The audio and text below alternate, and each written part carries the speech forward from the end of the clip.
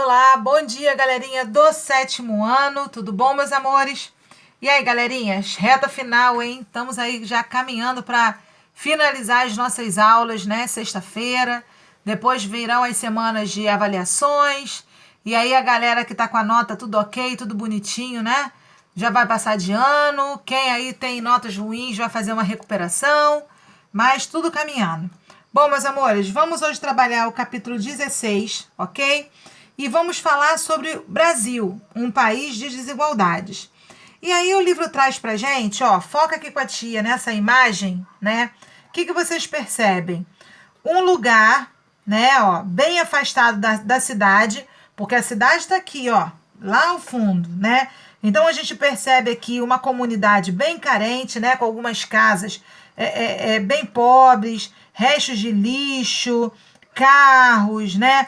Pessoas nas ruas abandonadas, né? Pessoas passando fome e um outdoor de propaganda fazendo uma propaganda aqui, ó, a morada da família, né? Aí você vê um belo casalão de luxo, um carrão, a família, né, bem estruturada, né? O menino ali com um bom telefone, a garota também direitinho. E a pergunta que as pessoas fazem: de qual planeta eles são? Por quê? Porque nós hoje no Brasil, né? O Brasil é um país que ele é marcado por grandes desigualdades, tá? A gente pode apontar aqui as desigualdades físicas, né? Em relação, por exemplo, às diferenças regionais, né? Físicas aí de cada lugar. Por exemplo, olha o contraste que existe, né? Entre o relevo, a vegetação, o clima, né? Da região Nordeste com a região Sudeste, com a região Sul, né? Econômicas, porque a gente também percebe uma grande distinção, uma grande diferença entre essas regiões e principalmente sociais, né? Uma distinção, uma diferença muito grande entre ricos e entre pobres, ok? E como que o governo, né? Como é que os países fazem para poder obter dados estatísticos que comprovem esse tipo de estrutura, de pobres e ricos e de um aumento, de um distanciamento entre a classe rica e a classe pobre? É justamente isso que a gente vai falar um pouquinho hoje, né? A gente já estudou os vários contrastes marcantes que existem, né, no território brasileiro, né? Tanto nos aspectos físicos, né? Falando aí das áreas nordestinas, né? Do calor, do frio intenso, da distribuição irregular da população, ou seja, nós temos aí um aumento populacional, um índice populacional muito grande na região sudeste, onde concentra Rio de Janeiro, São Paulo, Minas, Espírito Santo. Em contrapartida, nós vamos ter a região norte, né, praticamente inabitada, com pouquíssimos habitantes, né? As formas de produção também são muito desiguais. A gente tem desde lugares onde existe uma agricultura tradicional muito, né, moderna, com aparelhos sofisticados, até áreas de pequenas propriedades rurais com pouca produção, tá? Entretanto, um dos contrastes que mais chama a atenção no Brasil é a questão da desigualdade social, né? Vocês sabiam que parte da população brasileira não tem condições de vida adequada, né? Elas não têm moradia, elas não têm água encanada, elas não têm acesso à saúde, acesso à educação, né? E isso acaba marcando, né, essa característica aí do nosso país. Bom, galerinha, existe, né, um índice conhecido como o Índice do Desenvolvimento Humano, o IDH, que foi uma iniciativa realizada, né, pelos países para poder mensurar, medir o índice de desenvolvimento de cada país, tá? O que mede o IDH? Ele vai medir o desenvolvimento humano em 3 condições: numa vida longa e saudável, acesso ao conhecimento, ou no caso, o índice de escolaridade, e um padrão de vida que garanta as necessidades básicas. Ou seja, o que é necessidade básica? Alimentação, saúde, moradia e lazer, ok? Esse índice de desenvolvimento humano, o IDH, ele é um índice que ele é divulgado anualmente no relatório do desenvolvimento humano de cada país, ok? Vamos lá. E aqui, ó, a gente vê uma tabelinha que mostra como é calculado, ó. O que o IDH ele vai calcular? Ele vai calcular a saúde, que no caso é a expectativa de vida, né? O tempo de vida que a pessoa, né, chega aos 70, 80 anos. Educação, que são os anos de escolaridade de cada pessoa. E a renda, né? Ou seja, renda per capita, né? Quanto que aquela família recebe para poder alimentar e sobreviver tantos números de pessoas que estão ali, certo? Esse índice, galerinha, ele vai variar de 0 a 1, sendo 1 considerado a nota mais alta do desenvolvimento humano, tá? Os países que têm um índice menor do que 0,555 são países que correspondem, né, a um baixo índice de desenvolvimento humano. Países que estão entre 0,55 e 0,699 são países com médio desenvolvimento humano. E países que possuem de 0 a 7 a 0,799 são países com alto índice de desenvolvimento humano, ok? O Brasil, tá, no último índice de desenvolvimento humano, ele bateu uma meta de 0,759 no seu IDH.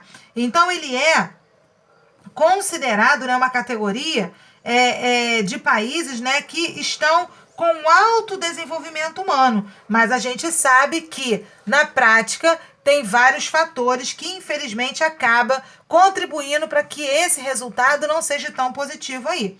Entre eles, a grande desigualdade social que existe, né, do Brasil, de ricos, de pobres, de população faminta, de população analfabeta, tá? Esses indicadores econômicos, né, que vão medir a saúde, né, a educação e a renda, para que eles são importantes, sétimo ano?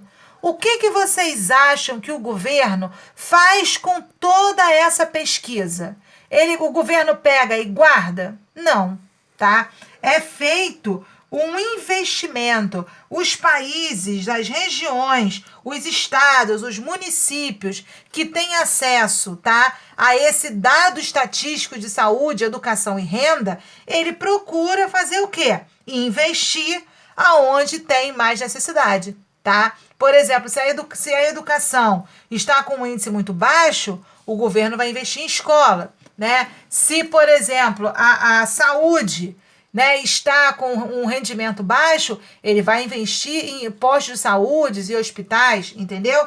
Então, para o governo, mensurar o índice de desenvolvimento humano significa que vai procurar viabilizar melhores condições de vida para aquela população, ok?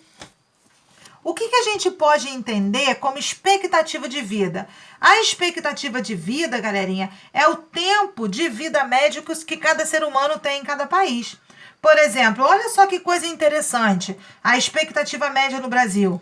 Em 1940, o brasileiro ele chegava mais ou menos aos 45, 50 anos de idade. Hoje em dia, de 2017 para cá, o brasileiro ele vive em média até 76 anos. O que isso quer mostrar? A gente verifica, tá, um aumento do envelhecimento da população brasileira e uma melhoria na qualidade de vida, né, que leva essa expectativa de vida aqui, ó, a aumentar para essa que está aqui, ok? Outra coisa interessante que se utiliza para poder mensurar, né, essa questão do índice de desenvolvimento humano é a utilização, tá, de um tipo de gráfico conhecido como pirâmide etária.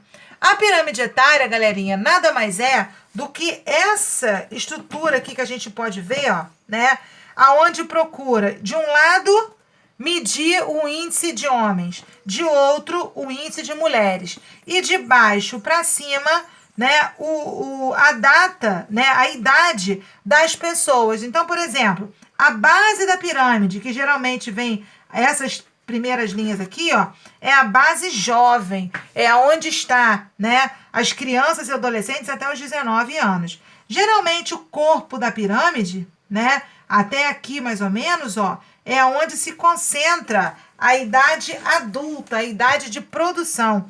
E daqui para cima é onde nós temos, né, a população com mais de 60 anos dos aposentados, ok? Vamos lá, galerinha.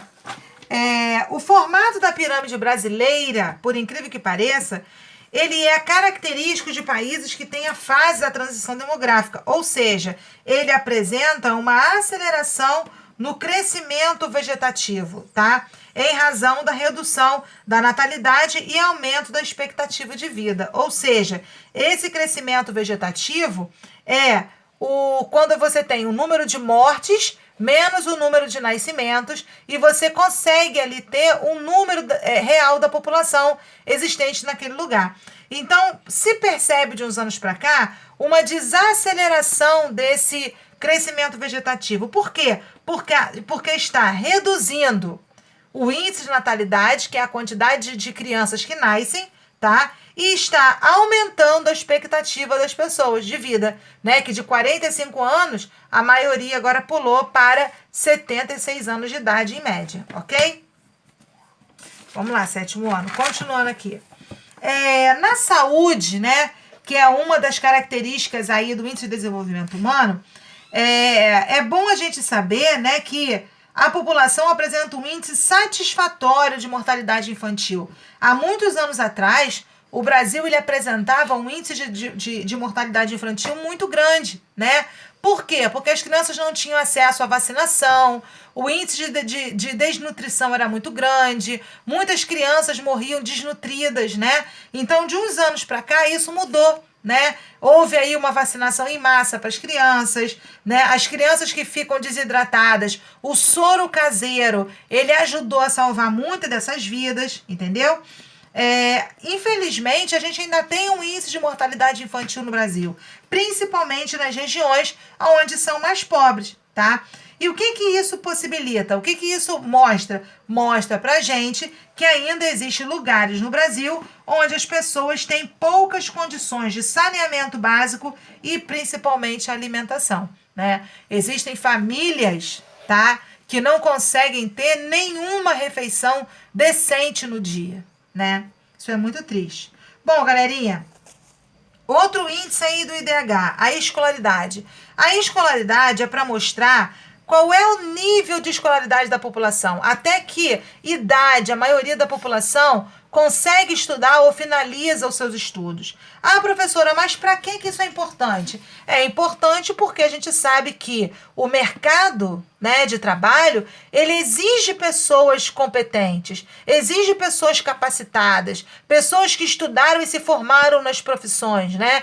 E se, infelizmente, existe um índice de escolaridade muito baixo no Brasil, isso mostra que as indústrias, as fábricas, os bancos, né, irão necessitar de mão de obra de fora para poder desenvolver determinados tipos de trabalho, porque a mão de obra daqui, ela é uma mão de obra braçal, não é uma mão de obra qualificada para desenvolver determinados tipos de trabalho, ok? Então a gente percebe, né, que o nível de escolaridade vai influenciar na população, né? A gente vê aí o índice de desenvolvimento tecnológico, a competitividade no mercado, né? Ao mesmo tempo, precariedade nas condições de trabalho e rendimento menor para aquelas pessoas que ganham menos, ok? Vamos lá. Outro fator importante é a concentração de renda, né? A concentração de renda mostra que, infelizmente, o Brasil ele possui muitas pessoas poucas pessoas ganhando um valor monetário, né, de salário muito alto e uma grande quantidade de pessoas ganhando um valor muito pequeno. Com isso, né, a pessoa gasta pouco dinheiro em alimentos, dinheiros em roupa, transporte, né, em conforto e bem-estar para os seus familiares. O Brasil ele está entre os países mais desiguais no mundo em relação à distribuição de renda, porque a distribuição de renda ela é desigual. Grande parte da riqueza produzida no país se concentra nas mãos de um número muito pequeno de pessoas. Na sua maioria, empresários, bancários, artistas, né, da TV e da televisão aí que cantam, que fazem música, acabam concentrando um índice muito grande aí, né, de dinheiro, ok? Bom, meus amores, realizem as atividades que a tia deixou para vocês, ok? Qualquer dúvida, a tia está à disposição do canal Tira Dúvida. Caprichem na revisão, ok? E nas avaliações da semana que vem. Um beijo, meus amores. Bye, bye.